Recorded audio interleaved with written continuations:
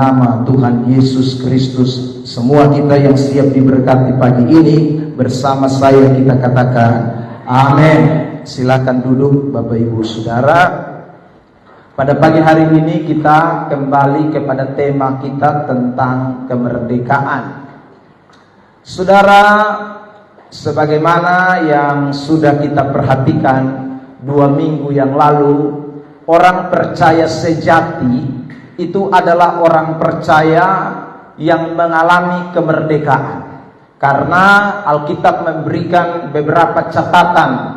Misalnya di dalam Injil Yohanes pasal 8 ayat yang ke-36, di sana dikatakan dengan jelas bahwa anak itu sudah memerdekakan kamu sehingga kamu benar-benar merdeka. Siapakah yang benar-benar merdeka?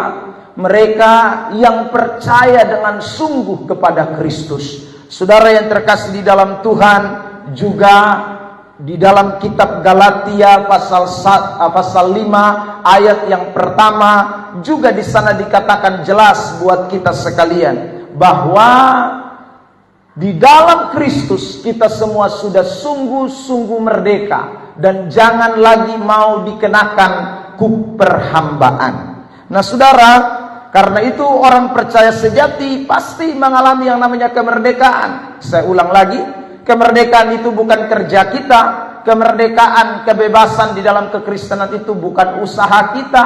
Sebab kalau kita berusaha, semakin kita berusaha justru kita gagal. Semakin kita mengandalkan kekuatan kita, justru kita akhirnya, saudaraku, tidak mencapai kemerdekaan itu. Karena tidak ada seorang pun yang mempunyai kekuatan kuasa untuk melepaskan dia dari sebuah belenggu, dari suatu jerat yang mengikat dia. Itu tidak mungkin bisa dengan kekuatan kita sebagai manusia. Kita butuh ada kekuatan ekstra dari luar. Kita butuh kekuatan yang lain. Dan kekuatan apakah yang bisa melepaskan kita dari perbudakan-perbudakan itu? Kecuali kekuatan yang melebihi kekuatan kita. Dan tidak lain dan tidak bukan. Kekuatan itu datangnya dari Kristus Yesus, anak Allah yang tunggal itu. Dialah yang mempunyai kuasa untuk memerdekakan seseorang. Makanya orang yang percaya kepada Kristus dengan sungguh, pasti dia mengalami yang namanya kemerdekaan. Yang pertama, kemerdekaan dari dosa. Yang kedua, hari ini kita belajar kemerdekaan dari setan atau kemerdekaan dari iblis. Saudara, ini kita harus alami di dalam hidup kekristenan kita sebagai orang-orang yang percaya sejati kepada Kristus. Saya mau membawa kita mulai membaca ayat ini dari kitab Ibrani, Bapak Mama Saudara, pasal 2 ayat yang ke-14. Kitab Ibrani pasal yang kedua ayat yang ke-14. Ya. Ibrani pasal 2 ayat yang ke-14. Mari kita akan memperhatikan teks ini.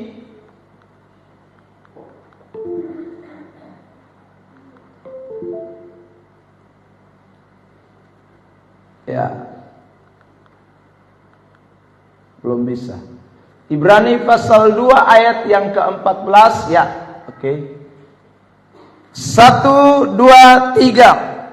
Karena anak-anak itu adalah anak-anak dari darah dan daging, maka ia juga menjadi sama dengan mereka dan mendapat bagian dalam keadaan mereka, supaya oleh kematiannya ia memusnahkan dia, yaitu iblis yang berkuasa atas maut. Karena anak-anak itu adalah anak-anak dari darah dan daging. Kita semua ini maksudnya. Kita ini kan terdiri dari darah dan daging.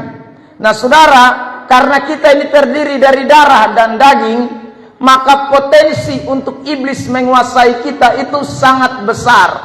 Nah karena itu saudara, Yesus, maka dikatakan ia juga, Yesus Kristus Tuhan Allah itu menjadi sama dengan mereka, anak-anak darah daging itu, yaitu saudara dan saya. Yesus datang ke dalam dunia ini menjadi sama dengan kita, saudara. Namun sebagaimana kita sudah perhatikan pada tema kita dalam kesucian Yesus dalam khotbah Kristologi, meskipun dia sama dengan kita dalam hal darah dan daging, tetapi satu yang tidak sama, dia tidak memiliki natur dosa. Dia memiliki keilahian, dia tanpa dosa, dia betul-betul suci adanya, tidak terkontaminasi dengan apapun. Saudara, itu Kristus.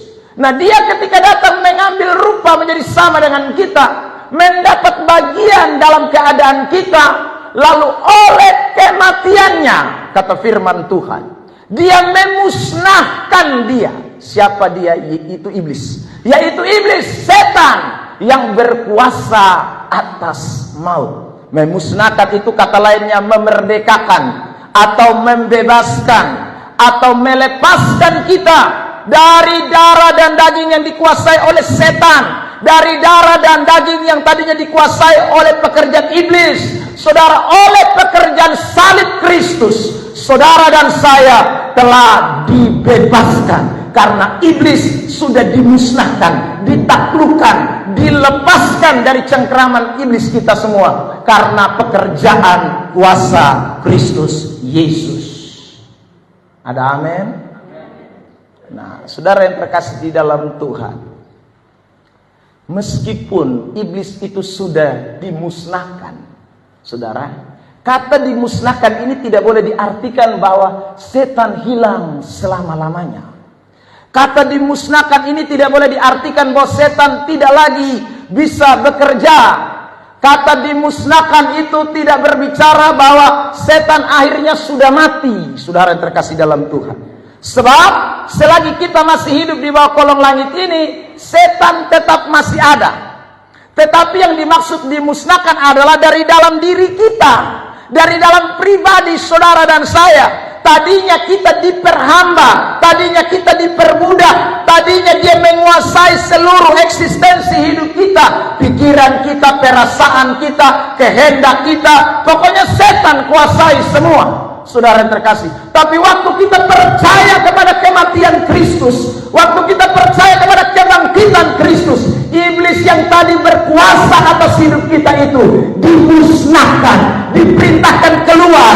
Dia tidak boleh lagi berkuasa atas hidup saudara dan saya, karena kita semua sudah menjadi milik Allah. Nah, itu saudara.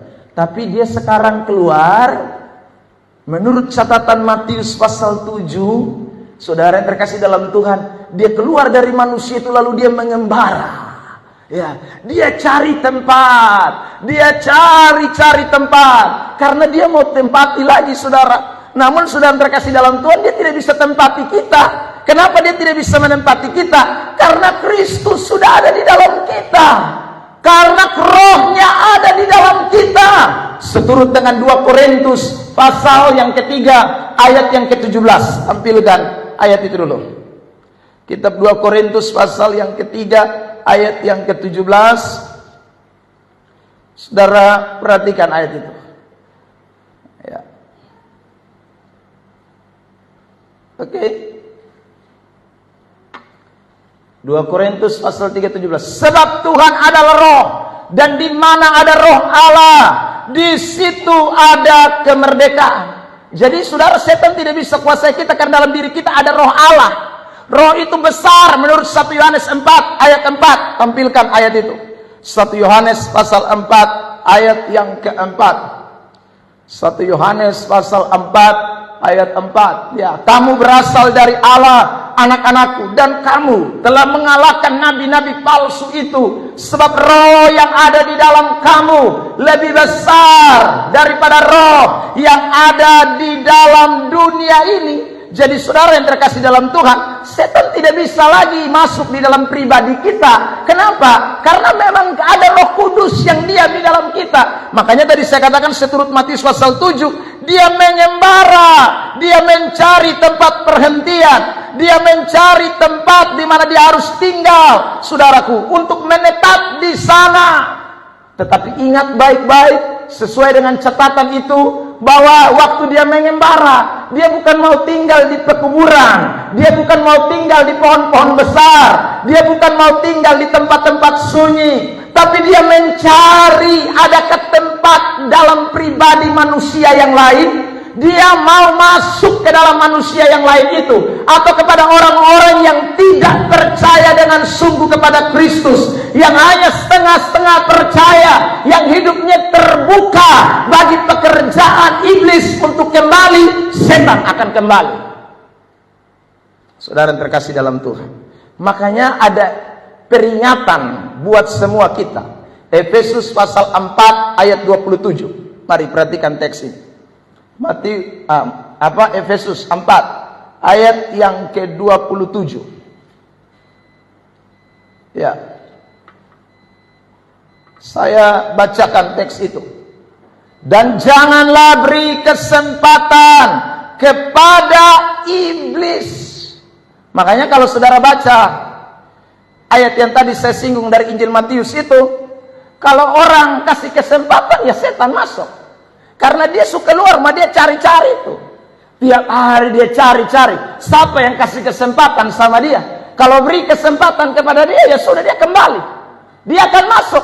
Saudara yang terkasih dalam Tuhan. Makanya orang-orang percaya, anak-anak Tuhan, kita tidak boleh beri kesempatan kepada iblis. Meskipun iblis sudah dimusnahkan di dalam kuasa Yesus dari dalam diri kita, tapi kita tidak boleh beri lagi kesempatan kepada iblis. Sebab kalau iblis itu kembali, menurut catatan ayat itu, dia bukan kembali 1, tapi dia kembali 7. Saudara yang terkasih dalam Tuhan, dia kembali 7. Dan itu lebih ngeri, itu lebih jahat, itu lebih sadis dari yang pertama. Rasul Paulus juga pernah kasih ingat sama kita supaya kita jangan beri kesempatan kepada iblis. Dia bilang begini, kitab Galatia pasal 5 ayat 13. Tampilkan ayat itu. Kitab Galatia 5 ayat 13. Sama-sama kita mau baca ayat ini. 1, 2, 3. Saudara-saudara, memang kamu telah dipanggil untuk merdeka, tetapi janganlah kamu mempergunakan kemerdekaan itu sebagai, melainkan layanilah seorang akan yang lain oleh kasih. Jadi saudara terkasih dalam Tuhan, jangan sampai kita salah pergunakan untuk kemerdekaan, lalu akhirnya itu jadi peluang, kesempatan untuk setan masuk kembali dalam kita pun hidup. Dan akhirnya saudara, kehidupan kembali dalam dosa, kehidupan yang lama kita lakukan lagi, kehidupan yang tidak menyenangkan Tuhan kita lakukan lagi, sehingga hidup kita lebih buruk dari orang yang tadinya belum kenal Tuhan, dari orang yang tadinya saudara belum bertobat. Akan lebih parah kalau orang-orang Kristen memberi kesempatan atau peluang kepada setan. Makanya saudara terkasih dalam Tuhan, kita tiap hari diingatkan oleh firman Allah, kita tiap hari terus diajak oleh kebenaran, supaya kita tidak beri peluang, kita tidak beri kesempatan kepada iblis. Karena iblis hanya takut kalau ada Roh Kudus di dalam hidup saudara. Karena iblis hanya takut kalau ada firman Allah yang menjadi pedang di dalam hidup saudara. Sebab tanpa firman, tanpa Roh Allah, maka iblis akan melihat rumah rohani kita sedang kosong. Iblis akan melihat bahwa rumah rohani kita sedang teratur, tertata rapi, tetapi tidak ada penghuninya, tidak ada yang menguasainya, maka iblis bisa kembali. Tetapi kalau hidup kerohanian kita, di dalam pribadi kita ada Kristus, ada Roh Kudus, ada firman Allah yang menguasai seluruh eksistensi hidup kita tiap hari, tiap saat, tiap detik, maka tidak ada satu kekuatan apapun, termasuk pekerjaan setan, tidak akan bisa menguasai orang-orang yang percaya sungguh kepadanya. Ada amin. Beri tepuk tangan yang terbaik buat Tuhan Yesus Kristus. Nah, itu yang kita mesti lakukan. Karena tadi saya omong di awal, kita ini semua ada yang mampu, ya. Dan botong pun kekuatan, botong bisa tangkis setan. Ya. Makanya Kristus datang, dia merdekakan kita, tapi setelah dia merdekakan kita, dia tidak biarkan kita yatim piatu. Dia tidak biarkan kita sendiri. Alkitab berkata dalam Yohanes 14 bahwa dia pergi ke rumah Bapa, tetapi dia tidak membiarkan saudara dan saya sendiri. Dia memberikan seorang penolong yang lain. yaitu Roh Kudus. Dia yang akan menolong kita, menyertai kita. Roh kebenaran itu yang tiap hari saudara terus ada dalam hidup saudara dan saya, sehingga dia membawa kita menang terhadap dosa, menang terhadap iblis, menang terhadap cengkraman setan. Itu karena ada pekerjaan itu. Saudara terkasih dalam Tuhan, tanpa ini maka saudara bisa, ya. Saudara yang terkasih dalam Tuhan Yesus Kristus. Nah, hari-hari ini nih ada banyak orang Kristen yang tidak sadar, dia masih kasih kesempatan bagi setan, ya. Sehingga setan yang mengaum-ngaum itu mau telan balik dia, sesuai dengan 1 Petrus pasal yang ke-5 ayat 8. Saudara terkasih dalam Tuhan, perhatikan ayat ini. 1 Petrus 5 ayat yang ke-8. Sadarlah dan berjaga-jagalah, sebab lawanmu si iblis itu berjalan keliling seperti singa yang mengaum-ngaum dan mencari orang yang dapat ditelan. Kenapa orang bisa ditelannya? Karena dia tidak sadar, dia tidak berjaga-jaga, dia tidak waspada, dia beri peluang, dia beri kesempatan kepada iblis. Iblis telan balik dia. Saudara, tadi padahal iblis muntahkan kita karena setan yang lepaskan kita. Tapi saudara, karena Yesus lepaskan kita, sehingga setan itu terlepas, setan itu memuntahkan kita dari cengkeramannya. Tetapi waktu saudara dan saya tidak sadar, tidak berjaga-jaga, kita masih kasih kesempatan kepada setan, setan balik lagi. Saudara, dia bisa telan balik kita ulang, ya. Sehingga saudara, ada banyak orang Kristen yang kemudian tanpa sadari dia kembali dikuasai setan. Dia pun hidup dikuasai setan. Dan ini fakta di dalam Alkitab menunjukkan. Mari kita perhatikan sekarang di dalam khotbah ini.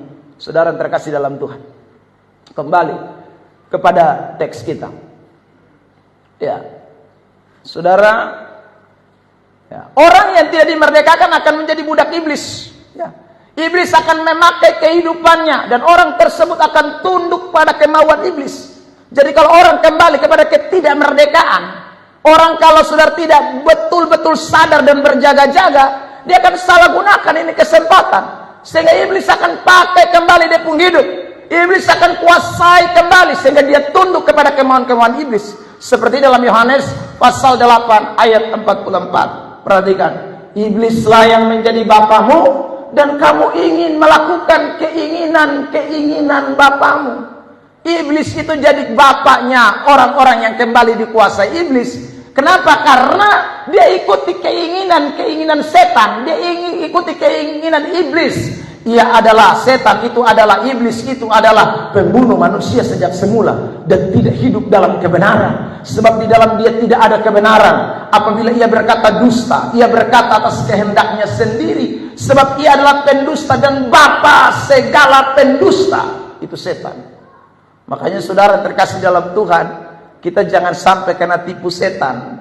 Sehingga setan kembali lagi tawarkan dia pun keinginan-keinginan yang dulu tuh, yang dulu kotong subuat lalu Tuhan sudah lepaskan botong, botong pi kembali lagi. Kotong kembali lagi, setan tawar lagi, setan mau masuk lagi dalam kita pun hidup. Jangan kasih kesempatan, jangan beri peluang, saudara yang terkasih dalam Tuhan. Nah karena itu pada pagi hari ini kita harus belajar dari firman Allah supaya peluang-peluang itu jangan sampai lagi terjadi dalam hidup kita seperti yang pernah terjadi pada orang-orang yang sebentar kita perhatikan dalam fakta Alkitab ini.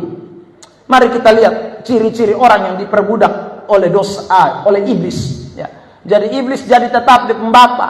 Tadi sudah dilepaskan, tadi sudah dimerdekakan, tapi kemudian saudara dia kasih kesempatan, dia bikin peluang, dia buka lagi saudaraku kesempatan buat setan, akhirnya setan perbudak dia. Pertama, orang itu hidupnya tidak akan pernah tenang.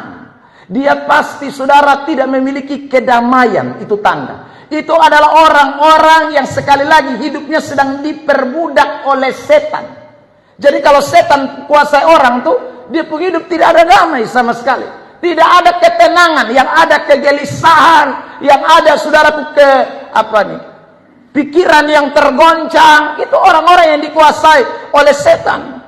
Saudara yang terkasih dalam Tuhan, kita ini pasti menghadapi tantangan. Kita ini pasti menghadapi saudara berbagai macam keadaan yang tidak menyenangkan. Itu sudah pasti. Tetapi beda sekali kalau kita menjadi anak-anak Tuhan dengan anak-anak setan. Karena anak-anak setan waktu menghadapi situasi persoalan, waktu menghadapi masalah, waktu menghadapi saudara sesuatu tantangan, dia akan merasa seperti damai sejahtera itu hilang dari dia pun hidup, ketenangan itu hilang daripada dia pun hidup, saudara, sehingga hidupnya akan begitu gelisah. Itu tanda orang yang sebenarnya sedang diperalat setan, dikuasai oleh setan. Saya tunjukkan beberapa contoh teks. Mari kita perhatikan. Misalnya 1 Samuel 16 ayat 14. Mari kita baca bersama-sama ayat ini. 1, 2, 3. Tetapi roh Tuhan telah mundur daripada Saul, dan sekarang ia diganggu oleh roh jahat yang daripada Tuhan. Jadi kalau roh jahat, roh setan, ya, roh jahat itu sebenarnya roh setan, roh iblis. Kalau masuk dalam pribadi seseorang itu dia akan ganggu.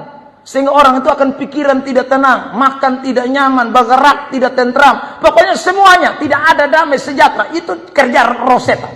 Sudah, itu kerja roh jahat. Juga lihat ayat berikutnya, ayat 15, 1, 2, 3. Lalu berkatalah hamba-hamba Saul kepadanya, ketahuilah, roh jahat yang daripada Allah mengganggu engkau. Karena mengganggu, apa yang terjadi? Ayat 16, 1, 2, 3. Baiklah, Tuanku menintahkan hamba-hambamu yang di depanmu ini mencari seorang yang pandai main kecapi. Apabila roh jahat yang daripada Allah itu hinggap padamu, haruslah ia main kecapi, maka engkau merasa nyaman. Berarti kalau tidak ada Daud main kecapi, dia tidak nyaman, dia gelisah, tidak ada damai. Saudara, kenapa? Karena roh Tuhan tidak ada. Yang ada roh setan, yang ada roh iblis yang menguasai. Tidak akan nyaman. Saudara terkasih dalam Tuhan, lanjut ayat 23. 1, 2, 3. Dan setiap kali apabila roh yang daripada Allah itu hinggap pada Saul, maksudnya roh setan, makanya dipakai R kecil, ya. Maka Daud mengambil kecapi dan memainkannya. Saul merasa lega dan nyaman, dan roh yang jahat itu undur daripadanya. Jadi kalau Daud main kecapi, main musik memuji Tuhan, setannya lari, saudara. Tetapi begitu Daud berhenti main kecapi, setan kuasai lagi. Saul mulai gelisah, Saul merasa tidak nyaman, Saul merasa seperti terganggu sekali. Saudara terkasih dalam Tuhan, dia tidak ada damai sejahtera. Itu ciri orang yang sebenarnya dikuasai oleh roh jahat. Itu orang yang sedang dikuasai oleh roh setan. Bapaknya iblis sedang membisikkan keinginan-keinginannya, sehingga keinginan-keinginannya itu tidak terpenuhi. Akibatnya dia rasa tidak nyaman. Saudara yang terkasih dalam Tuhan, dia merasa tidak tentram. Teks yang lain, contoh dari perjanjian baru, Markus 1 ayat 26. 1, 2, 3. Roh jahat itu menggoncang-goncang orang itu, dan sambil menjerit dengan suara nyaring, ia keluar daripada. Saudara terkasih dalam Tuhan, makanya kalau saudara ada orang didoakan, lalu kemudian dia tergoncang-goncang, itu sebenarnya setan mau lari keluar dari dia pun diri. Ya, karena roh jahat itu menggoncang orang, berteriak, saudara. Saudara yang terkasih dalam Tuhan, Roh Kudus tidak begitu. Itu roh setan. Karena Roh Kudus mau masuk, roh setan ada di dalam, maka saudara, waktu roh setan itu mau keluar, dia menggoncang-goncang. Roh setan itu mau keluar, dia bikin orang berteriak, menjerit. Saudara yang terkasih dalam Tuhan, karena dia mengikat, dia tidak mau keluar, dia rasa nyaman di dalam. Tapi persoalannya ada roh yang lebih besar yang mau masuk. Roh itu masuk ke dalam dia, yang membuat dia tidak bisa bertahan, harus tergoncang, harus keluar, harus berteriak. Saudara yang terkasih dalam Tuhan, makanya kalau ada orang didoakan, dia semakin gemetar, mesti semakin tengking dia. Ya saudara, dalam nama Yesus, setan-setan. Ya saudara, tahu setan apa saja yang pegang, mesti lari keluar, saudara. Ya, itu Roh Kudus sedang kerja. Maka itu orang tidak bisa, setannya tidak bisa bertahan. Saudara yang terkasih dalam Tuhan, Markus 5 ayat 2 lagi.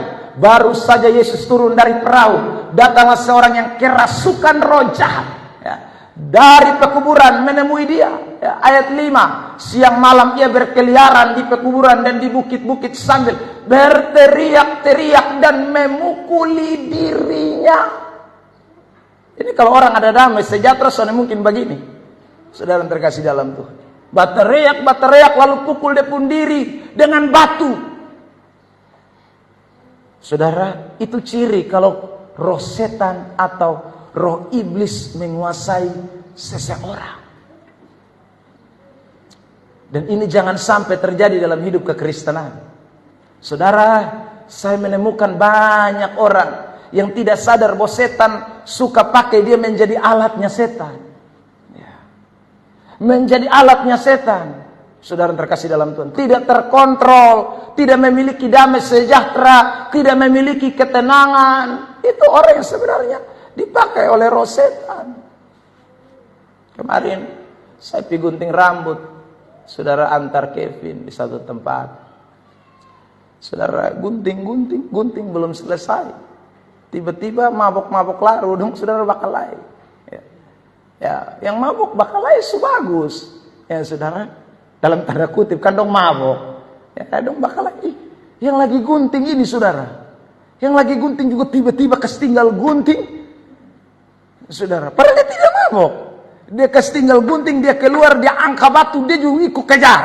Saudara terkasih dalam Tuhan, teriak lagi ya. Saudara, saya dalam hati, kok ini satu, kenapa? Dia tiba-tiba ada gunting babai, setan masuk di dia, kok dia mulai harba biru. Saudara, harusnya kalau diam-diam satu. Kok saya dulu di muka saya diam, saya lihat, saya nonton ya. Mumpung ada tinju gratis. Saudara terkasih dalam Tuhan. Ya, saya nonton mereka lagi mabok, lagi baku hantam di situ. Yang satu nih akhirnya Kevin rambut belum selesai, dia bangun lari. Kembali lagi gunting susan betulai, makin anak rambut dari korban. Saudara terkasih dalam Tuhan. Ada orang kesana bisa kontrol diri, saudara. Ya, karena memang Roh Kudus tidak kuasai dia hati. Kalau orang dikuasai oleh Roh Kudus, dia akan tenang. Orang kalau dikuasai oleh Roh Kudus, ada kedamaian. Orang kalau dikuasai Roh Kudus, tidak mungkin setan goncang dia. Kalau orang dikuasai oleh Roh Kudus, tidak mungkin dia menyakiti dirinya sendiri. Tidak mungkin. Saudara yang terkasih dalam Tuhan. Makanya orang kalau bunuh diri, itu pasti dikuasai setan. Saudara yang terkasih dalam Tuhan. Tidak ada orang bunuh diri karena dikuasai Roh Kudus. Tidak ada. Karena Roh Kudus itu roh yang tidak mungkin membinasakan tubuh kita. Tidak mungkin. Karena tubuh kita ini bait Allah. Tapi roh setan berbalik. Yohanes 8 tadi mengatakan jelas ayat 44 ya, bahwa dia itu pembunuh sejak semula. Makanya kalau roh setan itu masuk, dia bikin orang benci dirinya, bikin orang itu, saudaraku, tidak senang dengan dirinya. Makanya orang itu bisa menghabisi dirinya, bunuh diri. Itu karena orang itu tidak dikuasai Roh Kudus. Makanya saudara terkasih dalam Tuhan, jelas orang bunuh diri itu masuk neraka. Pasti. Saudara terkasih dalam Tuhan, yang bunuh diri minum baygon, yang bunuh diri gantong diri, yang bunuh diri angkat pisau ketikam, yang bunuh diri dibuang diri di jembatan Liliba dan jembatan-jembatan lain, deker segala macam, semua masuk neraka. Saudara terkasih dalam, makanya jangan gila-gila. Setan kalau mau kuasai kita, jangan. Kadang-kadang masalah tuh bikin orang dikuasai setan, sehingga dia akan, saudaraku, tidak sayang dia pun diri lagi. Saudara yang terkasih dalam Tuhan, jangan. Mari kita hidup ini dipimpin Roh Kudus. Ada amin? Kalau Roh Kudus ada, saudara aman, tenang. Menghadapi masalah, menghadapi situasi apapun, saudara akan menghadapinya dengan ketenangan. Saudara yang terkasih dalam Tuhan, jadi kalau seseorang diperbudak, pasti hidupnya tidak akan tenang. Penuh ketakutan, penuh kegelisahan, dan tidak ada damai. Mimpi tiap hari hanya ketemu suanggi, setan, pokoknya itu semua. Pocong, genderuwo, ya apalah. Saudara, pokoknya tidak ada yang baik. Semua itu mimpi jelek. Takut, gelisah, pokoknya tidak damai. Itu orang hati-hati. Saudara, itu berarti setan sudah mulai dekat-dekat mau kuasai kita pun hidup itu. Karena kalau ada Roh Kudus, ayat ini bilang 2 Timotius 1 ayat 7. Sebab Allah memberikan kepada kita bukan roh ketakutan, melainkan roh yang membangkitkan kekuatan, kasih, dan ketertiban. Itu kalau roh Allah ada. Saudara terkasih dalam Tuhan. Jadi kalau Allah bukan kasih kita roh yang buat kita ketakutan, Allah tidak kasih kita roh yang bikin kita, saudara terkasih dalam Tuhan, hidupnya tidak damai, tidak tertib, tidak tenang. Tidak. Allah tidak memberikan kepada kita roh yang membangkitkan angkara murka, sehingga kita tidak mengasihi. Kalau diri kita sendiri kita tidak kasih, apalagi orang lain. Saudara terkasih dalam Tuhan. Nah karena itu, hari ini sekali lagi, jangan pernah kasih kesempatan kepada setan.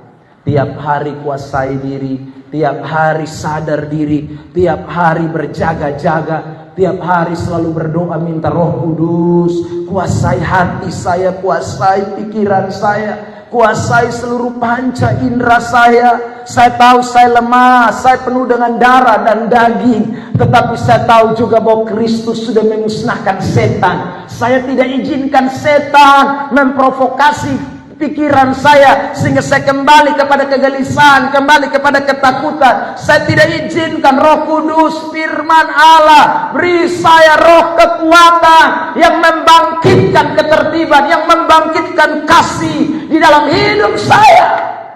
Itu orang kalau dikuasai Roh Kudus.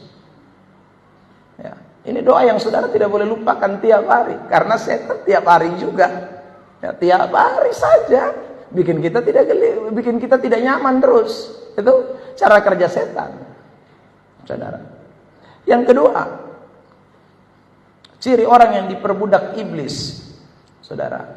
Orang kalau diperbudak setan, dia tidak melayani Tuhan, ya, dan hamba Tuhan. Dia tidak akan melayani. Ya, saudara terkasih dalam Tuhan. Padahal saya beri gambar ini. Saudara terkasih dalam Tuhan, tujuan hidup kita semua ini, lihat, tersentral hanya kepada satu bangunan ini. Ini saya sebut dengan pelayanan.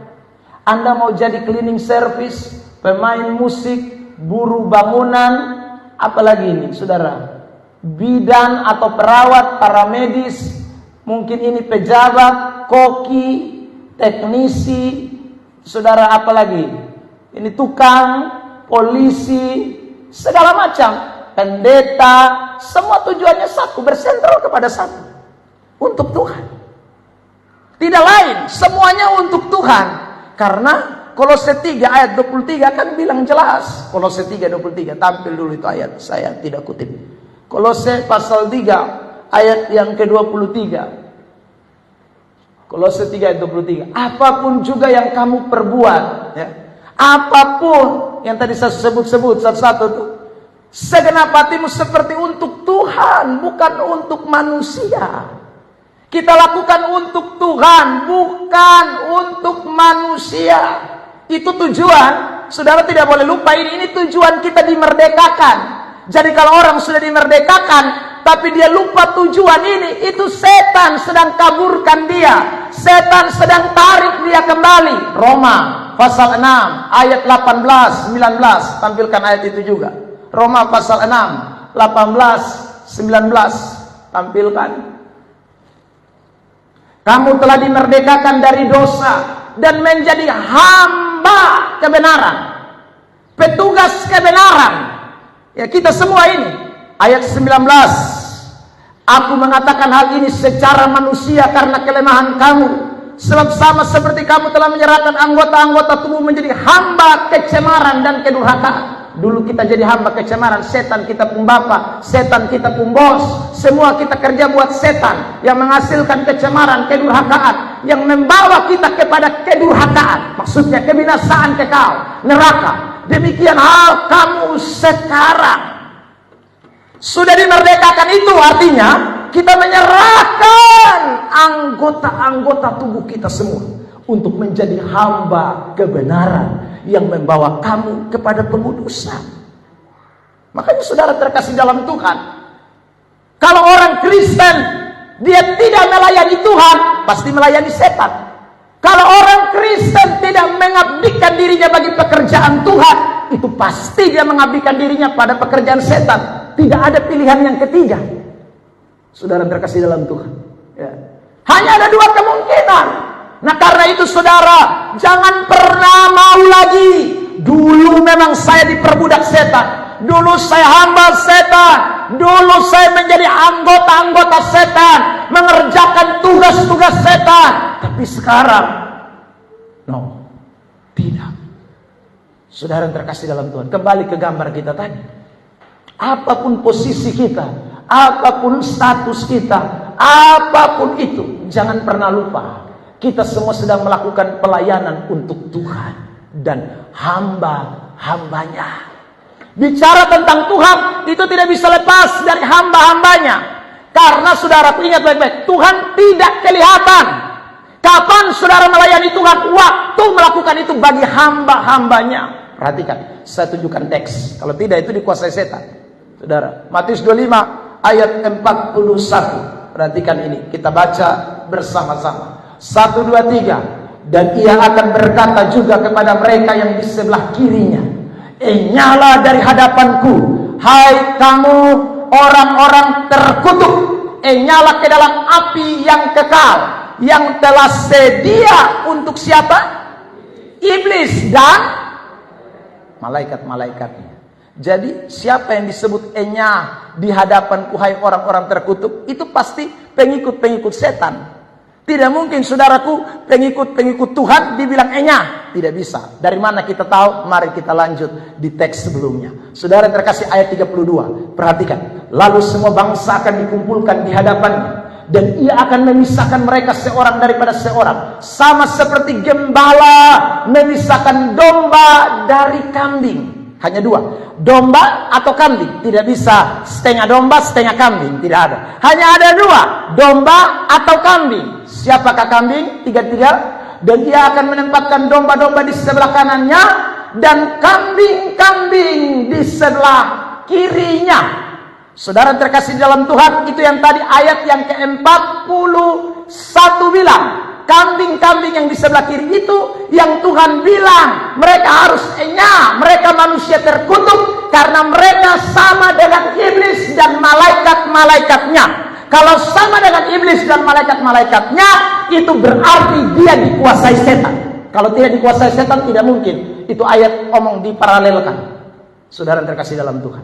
Nah, saudara, kenapa ayat itu mengatakan bahwa orang yang di sebelah kiri itu kambing, alias mereka itu, saudara, sejenis dengan iblis dan malaikat-malaikatnya? Ayat yang ke-42. Mari kita baca. Matius 25. 1, 2, 3 jemaat kencang. Sebab ketika aku lapar, kamu tidak memberi aku makan. Ketika aku haus, kamu tidak memberi aku minum. Ayat 43. Ketika aku seorang asing, kamu tidak memberi aku tumpangan. Ketika aku telanjang, kamu tidak memberi aku pakaian. Ketika aku sakit dan aku dalam penjara, kamu tidak melawat aku. Lalu mereka tanya, ayat 44, 1, 2, 3. Lalu mereka pun akan menjawabnya, katanya, Tuhan, bila mana kami melihat engkau lapar, atau haus, atau sebagai orang asing, atau telanjang, atau sakit, atau dalam penjara, dan kami tidak melayani engkau. Dan tanya, kambing-kambing, embek-embek tanya. Saudara terkasih dalam Tuhan. Lalu apa jawab Yesus? 45, 1, 2, 3.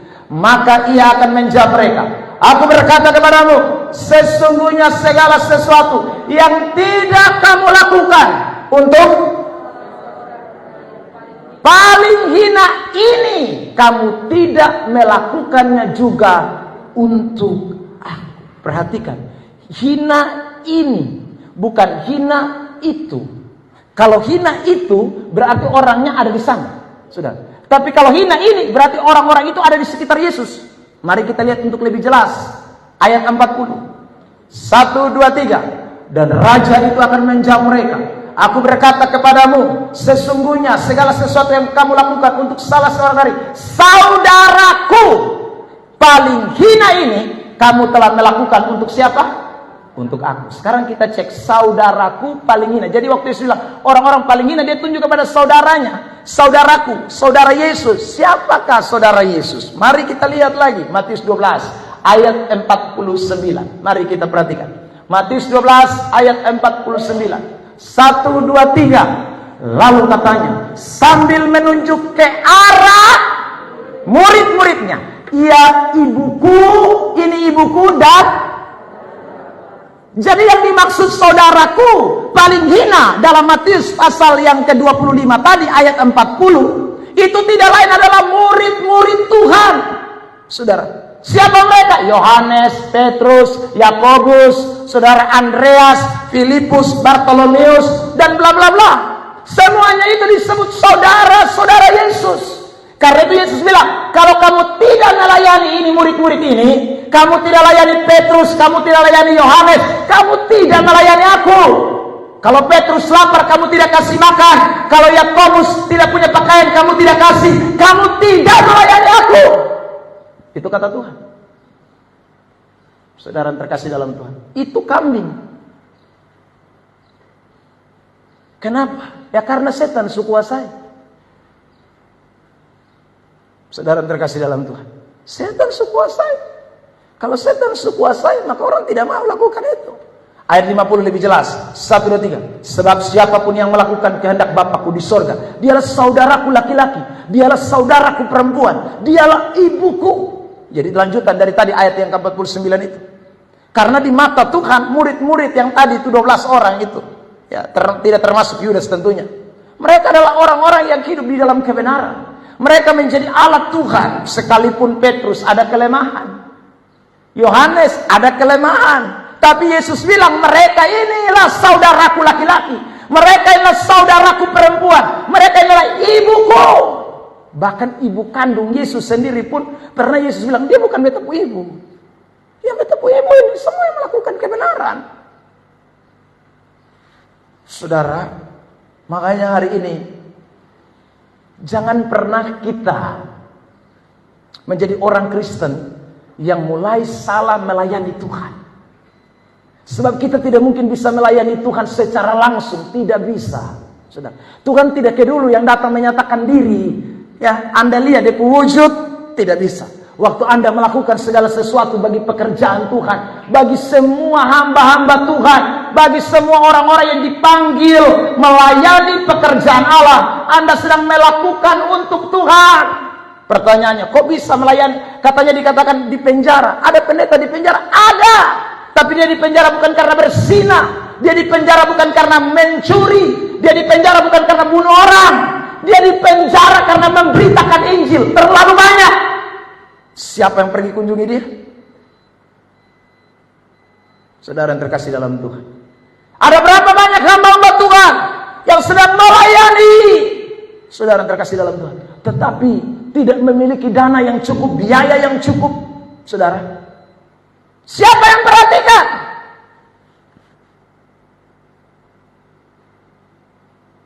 Mereka adalah hamba-hamba yang hina. Mereka adalah saudara-saudara Tuhan. Karena itu kalau orang dikuasai Roh Kudus, saudara, orang kalau dikuasai Roh Allah, dia pasti akan melayani. Perhatikan ini ayat, saudara terkasih dalam Tuhan, Matius 10 ayat 40. 1, 2, 3. Barang siapa menyambut kamu, ia menyambut aku. Jadi kamu di sini siapa? Kalau saudara baca itu murid-murid semua, kan Yesus lagi utus murid-murid untuk pergi, separuh di Samaria, separuh di saudara Yudea, separuh di Galilea. Yesus kan utus mereka. Maka Yesus bilang, ingat, siapa sambut kamu di sana, dia sambut aku. Barang siapa menyambut kamu, dia menyambut dia. Menyambut aku, dia menyambut dia. Dia siapa? Bapa. Jadi kalau orang tidak menyambut hambanya, dia tidak menyambut Tuhan. Itu fakta Alkitab. Saudara terkasih dalam Tuhan, 41, 1, 2, 3. Barang siapa menyambut seorang nabi sebagai nabi, ia akan menerima upah nabi. Dan barang siapa menyambut seorang benar sebagai orang benar, ia akan menerima upah orang benar. Saudara, ayat 42, 1, 2, 3. Dan barang siapa memberi air sejuk secangkir saja pun kepada salah seorang yang kecil ini, karena ia siapa? Muridku, aku berkata kepada sesungguhnya ia tidak akan kehilangan upahnya daripadanya. Makanya saudara terkasih dalam Tuhan Yesus Kristus, ingat, Anda tidak bisa melayani Tuhan dengan cara berdoa di rumah, menyembah Tuhan di rumah, saya ketemu Tuhan saja. Tidak bisa. Fokus semua ada pada gereja. Di gereja ada hambanya. Jadi waktu saudara melakukan pelayanan itu, maka saudara sedang melakukan itu untuk Tuhan. Tanpa melakukan itu, maka saudara terkasih, kita bukan seorang anak Tuhan yang dikuasai oleh Roh Kudus. Sebab orang kalau dikuasai Roh Kudus, orang dikuasai oleh Roh Allah, dia akan seperti teks-teks ini. Saya tunjukkan lagi, saudara yang terkasih dalam Tuhan, ya. Ya, ayat-ayat ini jelas ini. Matius 10 ayat 40 mulai. Ini jelas, ini fakta, ini Alkitab. Ini fakta Alkitab. Kita tidak bisa hindari ini. Saudara yang terkasih dalam Tuhan, makanya setan tidak suka kan? Setan tidak suka. Makanya setan pakai banyak cara untuk bikin bagaimana supaya orang Kristen jadi kambing. Bikin bagaimana supaya orang Kristen tidak boleh jadi domba. Karena kalau mereka jadi domba, mereka akan perhatikan pelayanan pekerjaan Tuhan. Mereka akan sungguh-sungguh melayani, memberi pengorbanan yang sungguh-sungguh kepada hamba-hamba Tuhan. Oh, setan tidak senang. Karena dia tahu waktu orang Kristen merdeka, dia jadi alat Tuhan, menjadi hamba Allah, menjadi alat kebenaran. Semua apa-apa pikir gereja, semua apa-apa pikir pelayanan. Oh, setan tidak senang. Setan pikir, lalu siapa yang pikir beta? Karena setan bilang, itu susah ada yang perhatikan beta lah. Tunggu, meja cari ya. Semua memperhatikan Tuhan, semua mau Tuhan, semua untuk Tuhan, apa-apa untuk Tuhan. Kok saya? Makanya setan tidak mau diam. Makanya saudara yang terkasih dalam Tuhan, kita tiap hari mesti waspada. Saya ulang ini kalimat, jangan beri kesempatan kepada iblis. Sebab kalau iblis cuci kita ke otak, berat. Saudara, kita pikir kita masih Kristen, tapi kita sudah tidak melayani Tuhan. Kita pikir kita masih orang percaya, padahal kita sudah tidak melayani Tuhan. Kita sedang memuluskan pekerjaan setan justru dalam hidup kita. Saudara yang terkasih dalam Tuhan, ini tiap hari kita mesti hati-hati. Semua kita, saudara yang terkasih dalam Tuhan, tidak terkecuali termasuk yang ngomong ini, mesti hati-hati. Ya, karena semua mesti bersentral kepada ini pelayanan pekerjaan Tuhan. Makanya saudara, bagian yang ketiga ini masih berkaitan, tapi saya pisahkan. Yang ketiga adalah orang itu pasti kalau dikuasai oleh setan, dia akan mengusahakan dan senang kalau pelayanan Tuhan akan hancur. Dia akan senang. Saudara yang terkasih dalam Tuhan, dia berpikir, dia berusaha, berupaya. Karena setan mulai pakai tuh, saudara. Setan mulai peralat. Orang ini akan mencari cara bagaimana supaya setan pakai dia supaya hancur pelayanan.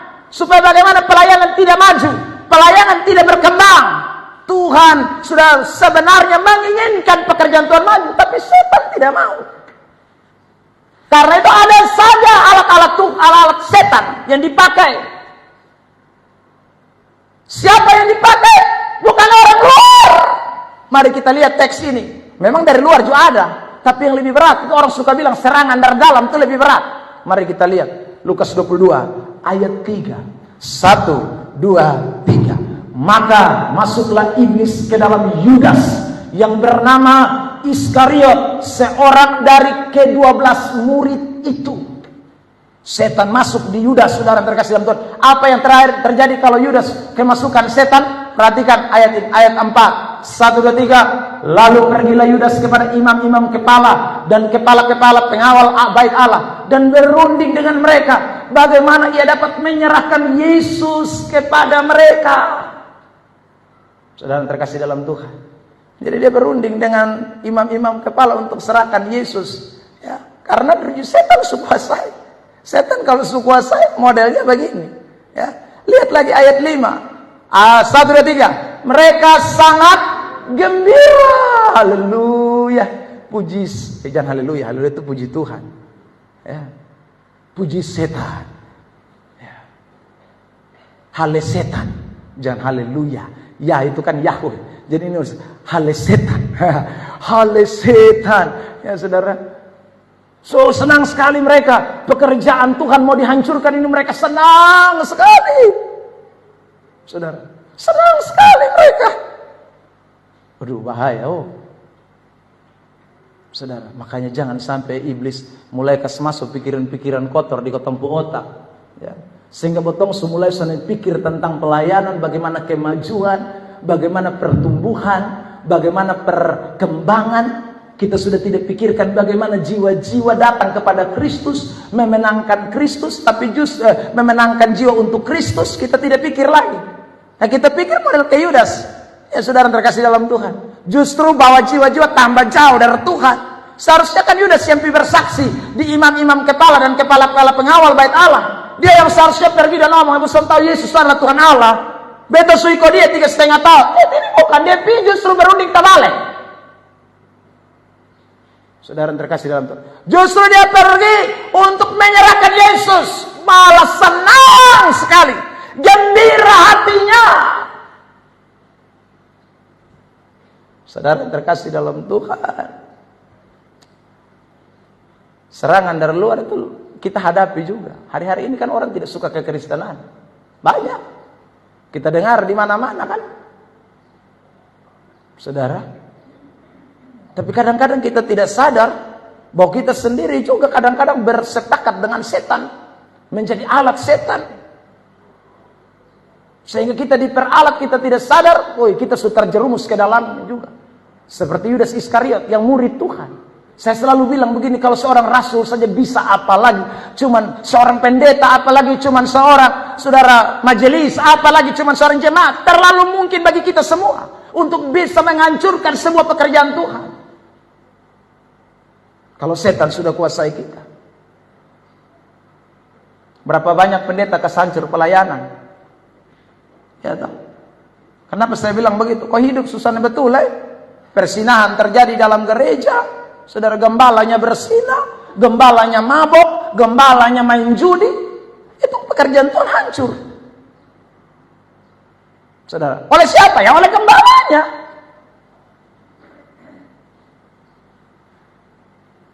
Semua kita masih punya kesempatan untuk bisa melakukan bagian ini. Makanya saya ulang, jangan beri kesempatan kepada iblis. Jangan beri, saudara yang terkasih dalam Tuhan. Jangan beri. Tutup rapat-rapat kesempatan supaya Roh Kudus kuasai hidup kita. Tiap hari kita berpikir bagaimana pelayanan maju. Tiap hari kita berpikir bagaimana supaya pekerjaan Tuhan semakin bertumbuh, berkembang. Sesuai apalagi dengan kita punya visi misi dari Gereja Sidang Jemaat Allah di tahun 2041. Kita rindu gereja ini menjadi gereja terdepan, saudara. Leading church, menjadi gereja terdepan di tahun 2041. Dimulai dari sekarang kita mulai menjadi, saudara, gereja yang pertama, gereja yang satu. Kita sudah melewati masa itu. GSJA 1 kita sudah melewati. Kita sekarang masuk dalam periode yang kedua. GSJA sudah relevan atau GSJA modern. Maksudnya apa? Semakin bersatu, semakin memikirkan sesuatu yang lebih baik untuk pekerjaan Tuhan. Sehingga GSJA tidak akan ke kuno-kunoan, tidak sama kayak dulu. Pendeta-pendetanya mulai belajar banyak. Saudara terkasih dalam Tuhan. Sehingga khotbah tidak sembarangan, berdasarkan ayat-ayat Alkitab yang jelas. Itu GSJA modern. Makanya saudara terkasih dalam Tuhan, sekarang semua pendeta disuruh sekolah. Karena ke depan tidak boleh lagi jadi gembala kalau tidak saudara memiliki gelar kesarjanaan pendidikan teologi. Penting. Kenapa? Karena bisa sesat. Penyesatan terjadi hari-hari ini di mana-mana, saudara lihat. Kenapa ya? Karena banyak orang tidak memahami kebenaran dengan baik.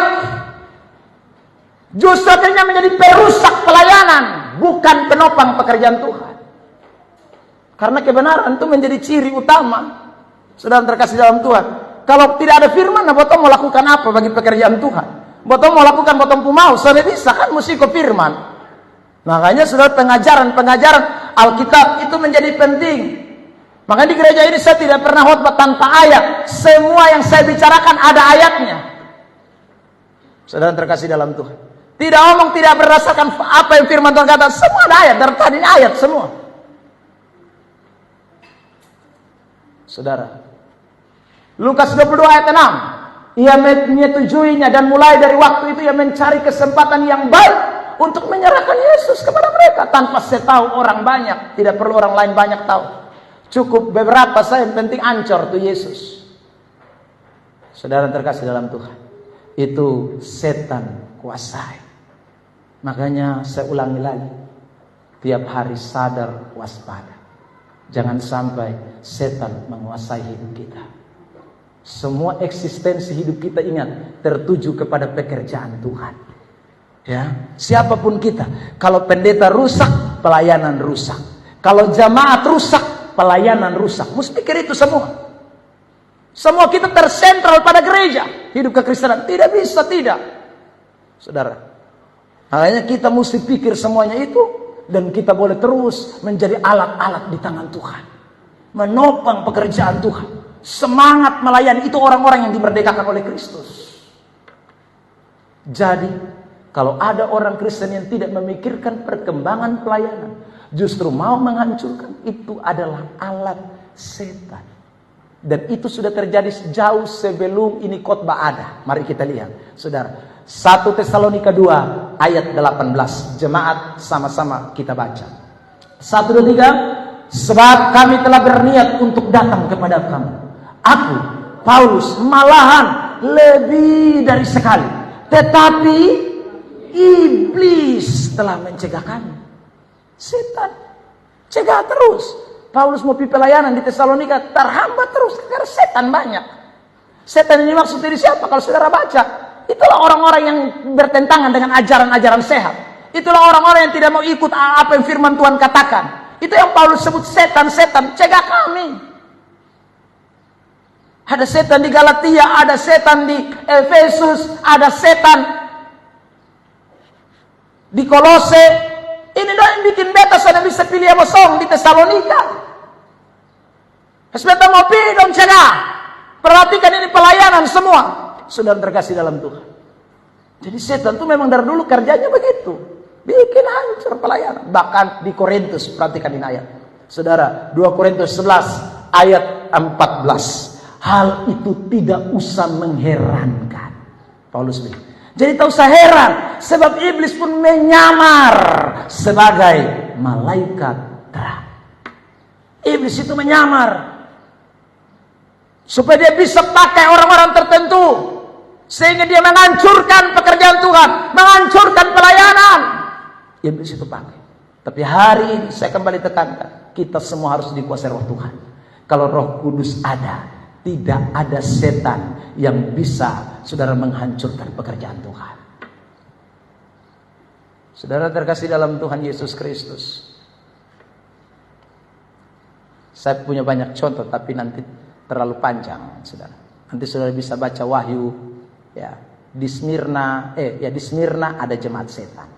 Ya, di Smyrna, Wahyu pasal 2. Lalu nanti saudara baca lagi jemaat Tiatira. Di Tiatira ada jemaat setan juga. Ya, saudara. Di mana lagi? Ya, Pergamus. Di sana juga ada, saudara. Jadi saudara terkasih dalam Tuhan, ini mewarnai sepanjang sejarah gereja. Terus itu tidak akan pernah berhenti. Yang namanya iblis. Terus.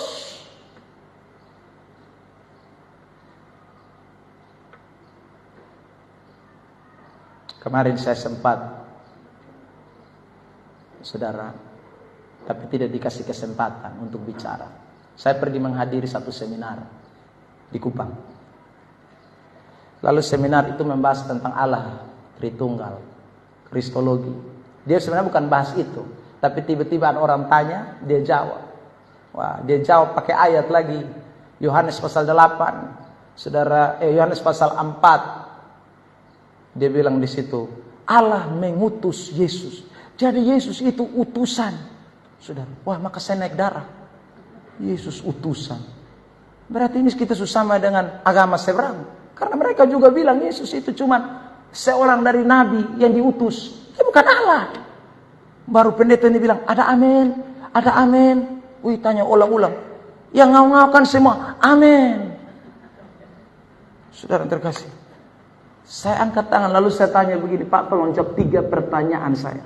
Yang pertama, jadi kalau Yesus itu diutus Bapa, berarti apakah dia Tuhan? 1. 2. Kalau dia diutus Bapa, apakah itu menunjukkan bahwa dia itu Allah kecil, Allah minor, saudara? Ya. Karena dia diutus oleh Tuhan, maka apakah Bapak percaya bahwa di dalam kekristenan itu hanya ada yang namanya saudaraku Tritunggal, atau hanya ada satu pribadi saja? Karena dia bilang Allah itu Esa. Kalau Esa itu berarti satu, bukan tiga. Ya sudah. Dia tidak mengerti tentang hakikat kealahan. Ini di gereja besar. Saudara terkasih dalam Tuhan. Saya tanya dia bilang begini, saya minta Pak boleh maju. Saya bilang Pak, saya tidak usah maju, saya berdiri sini, saya sudah dengar Pak suara. Saya bilang tidak Pak, saya tidak gigit. Saya juga tidak gigit Pak, saya tetap di sini. Saudara, saya tidak maju. Sudah akhirnya dia datang dekat saya. Dia datang dekat saya, lalu kemudian saudara dia bilang begini. Sekarang saya tanya kamu, ayat yang tadi saya baca itu berarti apa? Kan di situ dikatakan Allah Bapa lebih besar, saudara. Saya bilang, saya tanya Pak tak usah tanya balik saya. Pak jawab saya jawab Pak. Kalau Pak tidak jawab saya tidak akan jawab. Karena you yang bikin statement. Saudara terkasih dalam Tuhan. Wah, dia tidak mau jawab. Dia bilang, saya pakai gaya Yahudi. Yahudi itu, saudara, kalau ada pertanyaan, dijawab juga dengan pertanyaan. Saya bilang, saya bukan orang Yahudi, asli Alor Pak. Ya. Kau tidak bisa pakai gaya Yahudi. Saya Alor. Sudah bicara kebenaran. Dia bilang, nanti kalau gitu kamu ketemu saya pribadi. Saya tidak mau ketemu pribadi. Kenapa? Kau bicara di muka umum. Saya minta jawaban di muka umum. Ini banyak orang mesti dengar. Saya tidak mau pribadi. Kalau pribadi kecuali saya tanya pribadi. Saya tadi dengar di ini seminar. Saya minta jawabannya sekarang. Dia tidak bisa jawab. Saudara terkasih dalam Tuhan. Nona datang CKB tadi bilang, Bapak ini lagi live, ini lagi. Ya live, no problem. Saya minta videonya, tetapi mereka tidak kasih. Saudara, kalau tidak saya bikin video tanggapan dan saya akan unggah di YouTube. Saudara yang terkasih dalam Tuhan, ada banyak penyesat yang hari-hari ini merajalela, yang bikin rusak pelayanan pekerjaan Tuhan. Tanpa mereka sadari, mereka bawa orang kepada kesesatan dengan ajaran-ajaran mereka. Iblis sedang menyamar sebagai malaikat terang. Saudara yang terkasih dalam Tuhan. Karena itu pulang saya pun kepala sakit sampai tadi pagi. Ya saudara terkasih dalam Tuhan. Ada setan-setan puncara nih. Pakai orang-orang tertentu. Saudara, kasihan sekali gereja hari-hari ini, saudara. Mau dibawa kemana? Nah, ada banyak orang yang tidak paham. Sehingga ya monggo engge-engge aja. Kenapa ya di gereja tidak diajarkan kebenaran yang pasti? Dan ini terjadi di kota ini, bukan di mana-mana. Dia pakai ayat bilang, saya tidak mau berdebat. Saya tidak ajak berdebat. Saya cuma minta lu jawab ini pertanyaan yang tadi lu omong kiri kanan. Saudara, berdasarkan Alkitab, lu bisa buktikan Yesus tidak Allah. Bisa buktikan bahwa Yesus itu lebih rendah dari Bapa. Kau bisa buktikan, jangan cuma pakai satu ayat. Saudara terkasih dalam Tuhan, itulah pekerjaan setan. Jadi setan itu bukan hanya pakai yang begini, dia pakai hamba-hamba juga bisa jadi alat setan. Makanya ada nabi palsu, rasul palsu, ada. Kalau nabi palsu ada, rasul palsu ada, pendeta palsu lebih banyak.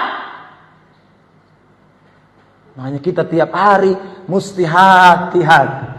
Ya, masa selalu bilang, kalau ada rasul palsu, nabi palsu, pendeta palsu, jemaat palsu juga ada. Ya, itu semua Alkitab yang ngomong nah. Jangan ada Alkitab kalau saudara tidak percaya ayat-ayat, saudara tidak percaya dengan kebenaran-kebenaran dalam Alkitab. Nah, karena itu saudara ingatlah baik-baik, jangan pernah mau diperbudak setan lagi. Aduh, kita sudah dimerdekakan. Yesus memerdekakan kita nih, mari bertempuh hidup pakai untuk pekerjaan Tuhan. Pikir sesuatu yang baik untuk pelayanan kemajuan pekerjaan Tuhan, tapi bukan hanya maju saja secara fisik, saudara. Saya tidak mau bicaranya secara kuantitas, tetapi kualitas tentunya. Makanya tadi saya bilang GSJA akan menjadi GSJA yang disebut dengan leading church, gereja terdepan, bukan secara bangunan, bukan, saudara. Bangunan kita butuh baik, tapi kita mau kualitas iman jemaat GSJA menjadi kualitas iman jemaat yang bertumbuh dalam pengajaran. Makanya dimulai dari pendeta-pendetanya harus belajar kebenaran supaya kebenaran diseberangkan sesuai dengan fakta Alkitab. Saudara yang terkasih dalam Tuhan. Kalau tidak bahaya. Ya. Sebab kalau di depan sesat, di bawah sesat semua. Ajaran kalau di atas salah, semua salah di bawah. Dan itu masih banyak. Kita tidak bisa tutupi di gereja juga banyak. Menurut survei kita di NTT, saudara, GSG Smart ini, ya, itu yang menempuh pendidikan teologi itu cuma berapa persen? 16%. Yang lain itu, saudara, ya karena panggilan sah. Nah itu berbahaya. Menghadapi era yang serba mulai ajaran sesat tambah banyak ini, kalau kita hanya khotbah moral praktis terus menerus tanpa ajaran kebenaran yang pasti, itu Anda tidak akan bertumbuh loh. Kualitasmu tidak akan bertambah. Saya selalu bilang, terlalu banyak orang baik di luar sana lebih baik dari kita. Ya. Tetapi apakah mereka berkualitas secara iman? Tidak. Makanya saudara, kita hari-hari ini bukan hanya bicara hal-hal praktis. Saya bicara tentang doktrin-doktrin yang menjadi esensi gereja. Kristologi itu penting sekali. Tritunggal itu penting sekali bagi gereja. Itu fondasi kita. Kalau itu fondasi tidak kuat, hancur pelayanannya. Saudara terkasih dalam Tuhan. Terakhir, yang keempat. Ciri orang yang diperbudak oleh setan. Iblis. Saudara, dia akan menahan atau mengambil milik Tuhan. Ya. Orang kalau diperbudak setan, satu, dia akan menahan dan yang keempat, menahan dan mengambil milik Tuhan. Saudara lihat Kisah pasal 5 ayat 3. Mari kita baca. Kisah 5 ayat 3. 1, 2, 3. Tetapi Petrus berkata, Ananias, mengapa hatimu dikuasai siapa?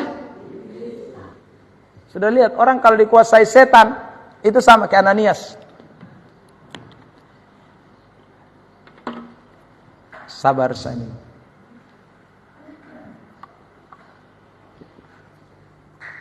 Lanjut itu kalimat. Sehingga ia mendustai Roh Kudus dan jemaat kencang. 1, 2, 3.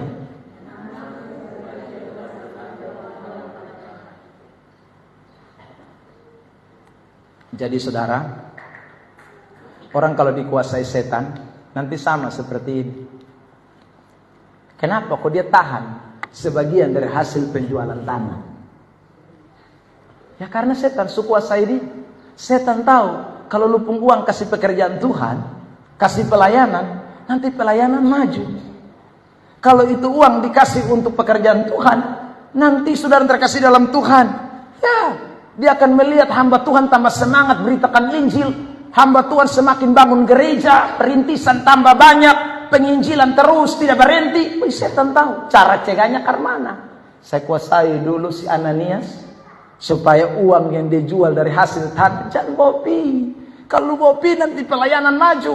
Nanti Petrus mulai menginjil ke sana kemari, Barnabas, nanti sudah pelayanan berkembang. Jangan, Ananias, lu uang tahu semua.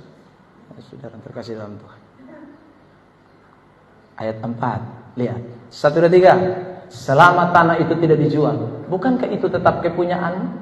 Dan setelah dijual, bukankah hasilnya itu tetap dalam kuasamu? Mengapa engkau merencanakan perbuatan itu di dalam hatimu? Engkau bukan mendustai manusia, tetapi mendustai Allah. Jadi rencana untuk menahan hasil sebagian yang dari hasil penjualan tanah, itu perbuatan itu dalam hati karena ada setan yang merencanakan tadi di ayat yang ketiga, saudara. Sebab tidak mungkin, saudara, Tuhan menghendaki perencanaan seperti itu. Itu karena roh setan yang berkuasa atas hidupnya. Nah, kenapa ini terjadi? Saya tadi sudah singgung, tapi saya mau tunjukkan ayat ini. Karena mereka takut nanti dibawa ke kaki rasul-rasul, lalu itu jadi sesuatu yang bagi pelayanan pekerjaan Tuhan. Kisah 4 ayat 36. Demikian pula dengan Yusuf yang oleh rasul-rasul disebut Barnabas, artinya anak penghiburan, seorang Lewi dari Siprus. Dia bikin apa? Ayat 37. 1, 2, 3. Ia menjual ladang miliknya dan membawa uangnya itu dan meletakkannya di depan kaki rasul-rasul. Jadi saudara, karena Ananias lihat, ternyata uang itu dibawa di kaki rasul-rasul, dikasih kepada rasul-rasul. Setan mulai titip bahasa sudah di dalam otaknya si Ananias. Lu jangan bawa piring itu, Rasul Petrus itu, lupung uang itu, simpan sah. Lu kasih Petrus untuk apa? Ya, nanti Petrus kaya, nanti Petrus beli ini, beli itu. Ini setan yang ngomong, saudara terkasih dalam. Jadi tak usah kasih, simpan sah. Hati-hati, itu bisikan setan. Saudara, saya suka dengar banyak anak-anak Tuhan yang bilang begitu. Bapak, kita tahu sebuah perpuluhan di situ lah. Kenapa? Dia pendeta sukaya, itu gereja su bagus. Anda salah. Anda bukan melakukan itu bagi dia, Anda melakukan bagi Tuhan. Atau ada ayat yang bilang, bawalah persembahan perpuluhan untuk pendeta. Tidak ada. Saudara terkasih, untuk Tuhan. Tapi sekali lagi, apa yang kita lakukan untuk Tuhan tidak bisa langsung transfer, karena tidak ada rekening di sorga. Saudara yang terkasih dalam Tuhan, rekening itu hanya ada di bumi saja. Tapi iblis itu memang licik, saudara. Iblis licik, dia mau putar balik orang. Ya. Makanya banyak orang Kristen melawan kebenaran. Dengan cara apa? Ya, dia tidak mau kasih dia persembahan kepada Tuhan.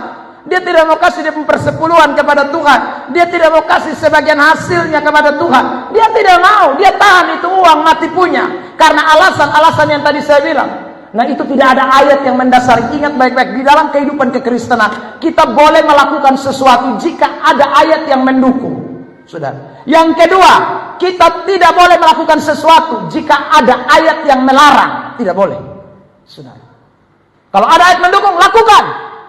Kalau ada ayat, kalau tidak ada ayat yang mendukung, tidak boleh dilakukan.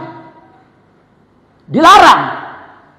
Saudara terkasih dalam Tuhan. Atau yang ketiga, tidak ada ayat diperbolehkan, tidak ada ayat juga yang melarang, tetapi kita harus lakukan. Apa itu? Karena atas dasar prinsip kemuliaan bagi nama Tuhan. Itu boleh. Saudara terkasih dalam Tuhan. Nah, ada ini yang sudah tidak pakai ayat larangan, tidak ada, tidak diperbolehkan, tidak ada. Sudah terkasih dalam, tetapi dia pakai banyak alasan yang tidak masuk.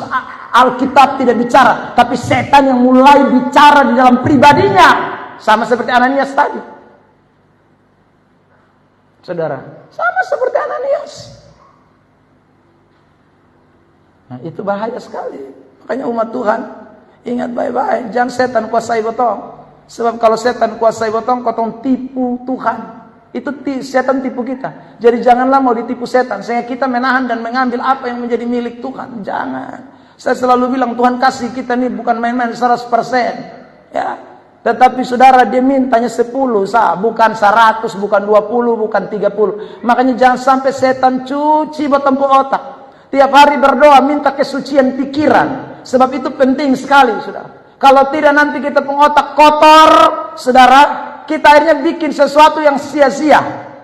Karena memang setan yang bikin kotor kita pengotak.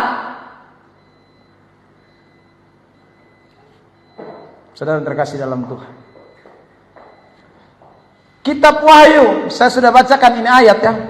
Pasal 20 ayat 10. Waktu dalam ibadat perkunjungan. Ingat. Nanti Tuhan datang kembali, itu kitab-kitab yang akan dibukakan. Bukan berdasarkan kata si A, si B, si C. Alkitab yang akan dibuka. Untuk menghakimi saudara dan saya sesuai dengan perbuatan. Ya. Jadi begitu panggil, Eben, Heser, Klaimo, maju. Sudah, kitab dibukakan. Menurut Maliaki pasal 3 ayat 10. Bawalah seluruh persembahan. Tapi ternyata kau selama ini tidak bawa persembahan. Persepuluhan. Matilah saya. Sesuai fakta Alkitab. Alkitab itu menjadi dasar kita. Siapa yang kuasai kita? Ya setan. Kalau setan sudah kuasai orang, ya begitulah. Makanya jangan mau ya dikuasai setan. Karena Alkitab omong itu fakta-fakta jelasin. Maliaki 3 ayat 10. Bawalah seluruh persembahan persepuluhan. Ayatnya ayat hafalan. Hanya di gereja ini saja yang tidak ditempel di depan. Maliaki 3 ayat 10 mangkali. Di banyak gereja, GMIT, GSJA, GPDI, GBI, semua orang suka tempel di dalam itu, di depan untuk peti persembahan. Maliaki 3 ayat 10. Persembahan itu ke dalam rumah perbendaharaan, supaya ada persediaan makanan di rumahku, dan ujilah aku. Persediaan makanan, siapa yang makan di rumahku? Saudara, ya hambanya yang makan, yang pakai ya hambanya, tidak mungkin siapa lagi. Firman Tuhan semesta alam, apakah aku tidak membukakan bagimu tingkap-tingkap langit dan mencurahkan berkat kepadamu sampai berkelimpahan? Itu firman Allah. Makanya diawali kalimat itu firman Tuhan semesta alam, bukan firman pendeta A, pendeta B, pendeta C, firman Tuhan. Saudara yang terkasih, makanya itu orang kalau lawan setan yang bisik dia pun telinga, setan yang bisikkan dalam hatinya sehingga dia tidak mau melakukan itu bagi pekerjaan Tuhan. Saudara yang terkasih dalam Tuhan, Amsal 3:9, muliakanlah Tuhan dengan hartamu, dengan hasil pertama dari segala penghasilan. Saya ulang, tidak bisa kita menyanyi puji Tuhan sambil lempar-lempar uang ke atas. Tidak bisa, Tuhan tidak terima. Kapan? Waktu bawa ke gereja, waktu Anda sorong di kantong kolekte, waktu saudara terkasih dalam Tuhan Anda beri lewat amplop, di dalam persembahan, itulah Anda sedang melakukan itu bagi pekerjaan Tuhan. Penghasilanmu, segala macam yang Anda mau untuk kemuliaan bagi nama Tuhan. Kenapa untuk kemuliaan bagi nama Tuhan? Lah iya, gereja dibangun pakai itu uang untuk kemuliaan bagi nama Tuhan. Karena di gereja sini tidak dibikin pesta-pesta pora, bukan masuk joget dansa, tapi pemberitaan firman disampaikan di gereja ini. Kenapa untuk kemuliaan Tuhan? Karena yang makan pendeta Ebenezer Flaimo sekeluarga melayani Tuhan. Tidak ada yang tidak melayani Tuhan. Saudara yang terkasih dalam Tuhan, ya, semua melayani Tuhan. Makanya berhak untuk kemuliaan bagi nama Tuhan. Jadi begitu itu persembahan dikasih, kemuliaan bagi nama Tuhan. Besok saya berangkat, sebentar malam berangkat Pisabu, tidak tiba diri di depan Teno lalu bilang, Tuhan aku berjalan di atas air sampai Sabu. Tidak bisa. Beli tiket pakai uang siapa? Uang yang dibawa ke dalam rumah Tuhan, dan itu dipakai untuk kemuliaan bagi nama Tuhan. Karena saya bukan jalan pontang-panting beli gula air, gula sabu pulang. Diberitakan Injil bagi orang sabu, supaya sabu diselamatkan bagi kemuliaan nama Tuhan. Amin. Uang siapa? Uang saudara. Uang orang percaya. Semua yang ikut sumbangsi. Lewat kolekte, lewat persepuluhan, lewat semua. Saudara uang pi. Saudara yang terkasih dalam Tuhan. Ya, makanya saya itu kan jarang jalan-jalan pasiar. Jarang, saudara. Pasiar pun pi Injil diberitakan. Tidak ada pi yang mandi di laut mati, berenang-berenang tak apung-tak apung. Tidak ada. Karena saya juga tahu ini uang semua, ini uang pelayanan. Uang ini bagi pekerjaan Tuhan. Saudara yang terkasih dalam Tuhan. Semuanya demi pemberitaan Injil. Semua demi kemuliaan bagi nama Tuhan.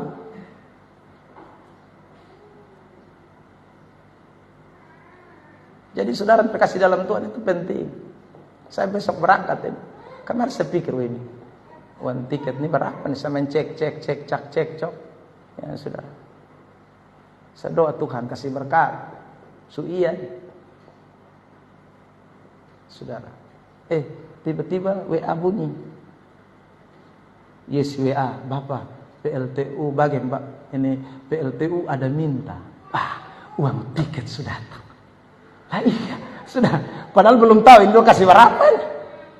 Pihot Pak. Sudah. Untuk uang tiket besok berangkat. Sebentar berangkat malam dengan kapal cepat. Saudara, demi tugas pemberitaan Injil. Demi kebenaran Injil. Saudara yang terkasih dalam Tuhan, makanya ingatlah baik-baik, iblis jangan kotori kita pun pikiran. Nanti kalau kotori kita pun pikiran, kita akhirnya kena cuci dari setan. Setan bangga, kalau saya tidak menginjil karena tidak ada uang, setan bersorak-sorai. Saudara yang terkasih dalam Tuhan. Nah iya, kalau saya lapar tidak bisa beritakan Injil, saudara, karena pikir makan minum karmana, sudah setan bersuka cita. Dimulai dari mana? Ya karena tidak ada orang yang mau menopang pekerjaan Tuhan. Tapi saya selama ini terlampau yakin Allah pencipta langit dan bumi, punya alam semesta. Dia pemilik segalanya. Dia tidak, saudara, dia punya cara untuk pakai banyak orang. Sekalipun ada setan yang kuasai 1, 2, 3 orang, tetapi ada 1000 orang yang dikuasai oleh Roh Tuhan yang memberikan segala sesuatu bagi pekerjaan Tuhan. Amin. Saudara yang terkasih dalam Tuhan. Ya, Saya terlampau yakin itu. Saya tunjukkan contoh ya. Saudara lihat ini jemaat 2 Korintus 8 ayat 3. Ya, jemaat yang ada di Korintus. Aku bersaksi bahwa mereka telah memberikan menurut kemampuan mereka, bahkan melampaui kemampuan mereka. Ini jemaat. Jemaat ini bukan jemaat kaya, jemaat miskin-miskin, tapi Roh Kudus pakai mereka. Daripada kaya tapi roh setan pakai. Saudara, ya, ini miskin. Sudah, tapi roh Tuhan pakai dia. Saya pernah teman pendeta, saudara, bukan organisasi kita. Dia cerita sama saya, Bapak, saya pun gereja pecah. Ih, kok kenapa saya? Jemaat kaya-kaya dong semua keluar. Ya. Kenapa dong keluar? Karena dong bilang, kok tong bikin apa kas kaya dia? Sudah. Jadi dong pindah, dong bikin gereja sendiri, gereja orang kaya. Saudara tahu, tapi itu gereja orang kaya sampai ini hari tetap gereja di rumah. Padahal itu orang kaya semua. Sementara dia yang hanya tinggal kerutuk-kerutuk, miskin-miskin, saudara yang tinggal di itu gereja. Sekarang itu gereja mewah sekali. Tuhan tidak pernah mempermalukan pelayanannya. Amin, saudara. Ini fakta, ini kupak ini. Saudara yang terkasih dalam Tuhan. Cina-Cina semua kumpul karena Tuhan tidak suka. Karena sudah terjadi pergantian. Bapaknya sudah mau sakit, sudah mau mati lah waktu itu, tapi sekarang sudah meninggal. Jadi karena bap tua semua mati, bap tua, anak kan memang sekolah teologi ya, sudah melayani juga selama ini. Lalu kemudian sudah terkasih dalam Tuhan karena beliau meninggal, karena gereja-gereja karismatik itu begitu. Ya. Maka dilanjutkanlah oleh anaknya. Begitu dia pun anak dilantik, ini hari juga pemegang uang di itu gereja, dong sondeng mau, saudara yang terkasih. Dia bilang boleh dia jadi gembala, tapi uang kami pegang. Saudara terkasih dalam Tuhan. Wih, bahaya sekali. Lah kalau uang kamu pegang, itu pelayanan mau maju ke mana? Terjadi kesalahpahaman, ADRT, anggaran rumah tangga mereka, gereja itu dibaca. Dan ternyata anggaran rumah tangga mereka memperbolehkan bahwa yang mengatur, yang mengelola keuangan adalah gembala. Lu melawan aturan gereja. Maka mereka bilang, sudah kalau memang aturan seperti itu, kami yang mau ikut, saya, ini Cina omong, ayo angkat tangan. Wih, 1 Cina berdiri, 2 Cina berdiri, 3 Cina berdiri, saudara. Itu gereja rata-rata orang Chinese. Saudara. Keluar semua. Dong sekitar belasan kakak bikin satu gereja. Gereja di rumah. Sampai hari. Saudara. Sumangkali sudah jalan 10, belum 10 ya, sekitar belasan tahun. Sudah 10-an tahun. Saudara terkasih dalam Tuhan. Itu kenapa? Karena ada banyak orang yang tidak sadar dia setan pakai. Setan pakai. Makanya saudara lihat ini ayat teks ini. Lihat. Ini jemaat. Ini sudah jemaat yang miskin. Tapi mereka mau melakukan sesuatu. Bahkan melampaui kekuatan mereka. Ayat 4. Dengan kerelaan sendiri mereka meminta dan mendesak kepada kami. Jadi bukan Paulus yang minta. Mereka yang minta. Supaya mereka juga beroleh kasih karunia untuk mengambil bagian dalam pelayanan kepada orang-orang kudus. Jadi mereka dengar info, Paulus itu mau melayani di Yerusalem. Pelayanan ke Yerusalem. Tapi mereka ini saudara mau kasih sumbang siapa? Kepada Paulus. Supaya Paulus bisa pergi ke Yerusalem dan beritakan Injil. Melakukan pelayanan pekerjaan Tuhan di Yerusalem. Wih, mereka pikir, sudah mari kotong dengan kerelaan hati, kotong mulai sumbang, kotong apa yang ada, kotong kasih. Supaya dapat memajukan pelayanan yang ada di Yerusalem. Untuk orang-orang kudus yang ada di Yerusalem. Saudara yang terkasih dalam Tuhan. Ini kenapa? Karena Roh Kudus kuasai hati mereka. Kalau Roh Kudus kuasai, miskin bukan halangan untuk orang melakukan sesuatu bagi pekerjaan Tuhan. Ya, apalagi kalau diberkati, itu tidak jadi halangan lagi. Saudara, lihat Lukas 8 ayat 1. Tadi miskin, sekarang yang kaya-kaya. Perhatikan. Lukas 8 ayat 1. Tidak lama sesudah itu Yesus berjalan berkeliling dari kota ke kota dan dari desa ke desa memberitakan Injil kerajaan Allah. Ke-12 muridnya bersama-sama dengan dia. 12 murid bersama-sama dengan Yesus. Ya. Lalu ayat 2. Dan juga beberapa orang perempuan yang telah disembuhkan dari roh-roh jahat atau berbagai penyakit. Yaitu Maria yang disebutkan Magdalena yang telah dibebaskan dari 7 roh-roh jahat. Dari 7 roh jahat. Apa yang mereka lakukan? Ayat 2. Yohana istri Kusa, bendahara Herodes, Susana dan banyak perempuan lain. Perempuan-perempuan ini, sambung jemaat 1, 2, 3, melayani rombongan itu dengan Makanya Yesus bikin mujizat 5 roti 2 ikan itu cuma 1 kali. Kalau tidak ada sumbangan dari ibu-ibu ini, saudara, maka saya yakin tiap hari Yesus bikin mujizat. Kenapa? Mau makan dari apa? Saudara yang terkasih dalam Tuhan, rombongan-rombongan bisa jalan dari kota ke kota. Itu ayat tadi bilang, dari desa ke desa. Karena ayat 3. Karena ada orang yang sumbang kekayaan mereka bagi pekerjaan Tuhannya Yesus. Makanya Petrus bisa beli baju ganti. Makanya saudara Yohanes kalau sepatu rusak nah bisa beli sepatu baru. Kalau tidak ada sumbangan dari Yohana istri Kusa, ya saudara terkasih dalam Tuhan, apalagi Yohana istri Kusa bendahara Herodes, Susana, Maria Magdalena dan lain-lainnya ini mau pakai apa? Itu paling waktu Petrus baju suka robek, Petrus datang di Yesus. Yesus, tumpangkan tanganmu supaya bajuku utuh kembali. Atau jalan-jalan lapar, Yesus, bikin dulu ini batu-batu dong jadi roti supaya potong bisa makan. Tapi potong masih mau pi Galilea lai, pi Yerusalem lai, pi Yudea lai, pi di Samaria lai. Potong jalan terus ini Tuhan. Makan apa? 3,5 tahun. Bukan 1-2 hari. 3,5 tahun melayani. Tapi ada banyak orang tidak pikir ini ayat. Lalu dia ngomong, Yesus saja melayani tidak pakai uang. Dari mana lu tahu? Baca ini ayat. Saya ngomong sama itu orang begitu. Yesus sendiri melayani pakai uang. Makanya saudara Yesus menentang. Makanya Ananias itu mati mendadak di muka Petrus.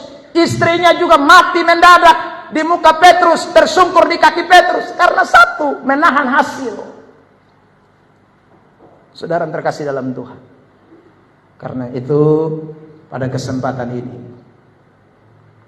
mari kita semua sungguh-sungguh. Saya tutup dengan ayat ini. 1 Korintus 9 ayat 9. Mari hati kita dikuasai Roh Kudus. Sebab dalam hukum Musa ada tertulis, janganlah engkau memberangus mulut lembu yang sedang mengirit. Lembukah yang Allah perhatikan? Itu ada pertanyaan. Apakah ini ayat bicara soal lembu, sapi sungguhan atau lain? Nanti saudara baca di ayat 10 jawabannya. Yang dimaksud itu bukan lembu, ya. Atau kitakah yang ia maksudkan? Lembu atau kita ini? Paulus bilang, ya untuk kita lah hal itu ditulis, bukan untuk lembu. Yaitu pembajak harus membajak dalam pengharapan. Pengirik harus mengirik dalam pengharapan. Untuk memperoleh bagiannya. Pembajak, pengirik itu adalah seorang pekerja. Dalam hal ini adalah yang dimaksud oleh Paulus dalam konteks kisah 1 Korintus 9 ini adalah pemberita-pemberita Injil. Nanti saudara baca lanjutan ayatnya, ya. Saudara, mereka itu harus melayani dengan pengharapan. Pengharapan apa? Mari kita lihat ayat 11. Jadi, jika kami telah menaburkan benih rohani bagi kamu, berlebih-lebihkah kalau kami menuai hasil duniawi daripada kamu? Paulus tanya mereka, lebih kok? Khotbah terus, beritakan Injil terus, doa terus buat jemaat. Apakah berlebihan kalau menuai hasil dari jemaat? Paulus tanya. Hasil apa? Duniawi. Maksudnya uang saudara. Saudara terkasih dalam, apakah itu berlebihan? Nanti saudara baca lanjut saja. Ayat 12 dan seterusnya. Saya tidak kutip. Ya.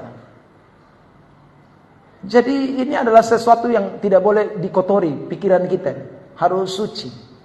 Otak kita mesti bersih. Saudara terkasih dalam Tuhan. Oleh Roh Kudus tentunya. Tuhan kuasai beta. Ya. Saudara yang terkasih dalam Tuhan. Ada 2 tujuan setan. Menahan kita untuk tidak melakukan sesuatu, memberi hidup kita, memberi persembahan kita kepada Tuhan. Yang pertama, saudara terkasih dalam Tuhan, dia tidak ingin pekerjaan Tuhan berkembang, pemberitaan Injil maju. Itu yang pertama. Yang kedua, dia tidak mau hidup saudara diberkati Tuhan. Tidak mau. Karena Alkitab bilang jelas, kalau orang memberi, hidupnya diberkati. Saudara, tapi setan tidak mau. Caranya karena mana? Ya tahan. Makan tambah, saudara terkasih dalam Tuhan. Ya. Supaya kita tambah miskin, kita tambah kena kutuk, kita tambah banyak hal yang tidak menyenangkan terjadi dalam hidup kita. Itu setan punya mau. Karena saya ulang, setan memang mau membunuh anak-anaknya, anak-anak Tuhan, anak-anak orang percaya. Setan mau membunuh dengan segala macam cara. Tapi hari ini, lewat kebenaran firman Tuhan, mari jangan mau diperbudak lagi oleh iblis. Kita harus menang atas iblis setiap hari. Ada amin? Tubuh dan darah Kristus ada di depan kita, Bapak Mama, saudara. Ini adalah simbol lambang kemenangan, ya. Jadi waktu saudara terima ini roti dan anggur, hati kita dikuasai Roh Kudus. Maka saudara terkasih dalam Tuhan, ini yang tadi kita bahas ini, kita buang semua dari dalam kita pun hidup. Kita biarkan Roh Tuhan kuasai hidup kita. Roh Kudus ambil alih hidup kita, sehingga hari lepas hari kita boleh terus menyenangkan Tuhan di dalam kehidupan kita. Haleluya. Kami mau bersyukur.